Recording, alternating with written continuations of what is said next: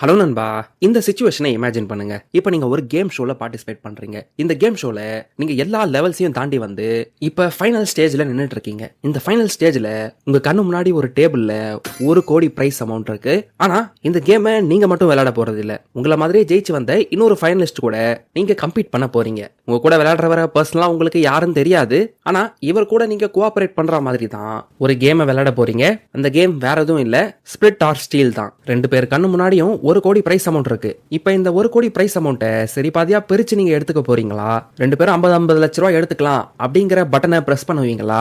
இல்ல உங்களுக்கு மட்டுமே 1 கோடி அமௌண்ட் கிடைக்கணும்னு நினைச்சு அந்த ஸ்டீல்ன்ற பட்டனை பிரஸ் பண்ண போறீங்களான்றது தான் இந்த கேமோட கான்செப்ட். 2 பேரும் ஸ்பிளிட்னு பிரஸ் பண்ணீங்கன்னா 2 பேருக்கு 50 லட்ச ரூபாய் கிடைச்சிரும். 2 பேரும் ஸ்டீல்னு பிரஸ் பண்ணிட்டீங்கன்னா உங்களுக்கு ₹1 கூட கிடைக்காது. ஆனா ஒருத்தர் ஸ்டீல் ஒருத்தர் ஸ்பிளிட்னு பிரஸ் பண்ணாங்கன்னா யாரு ஸ்டீல்னு பிரஸ் பண்ணாங்களோ அவங்களுக்கு மட்டுமே 1 கோடி கிடைச்சிரும். சோ இந்த மாதிரி ஒரு சிச்சுவேஷன்ல நீங்க இருக்கிறப்ப எந்த பட்டனை பிரஸ் பண்ணுவீங்கன்றத கீழே கமெண்ட் பண்ணுங்க. கமெண்ட் பண்ணியாச்சா?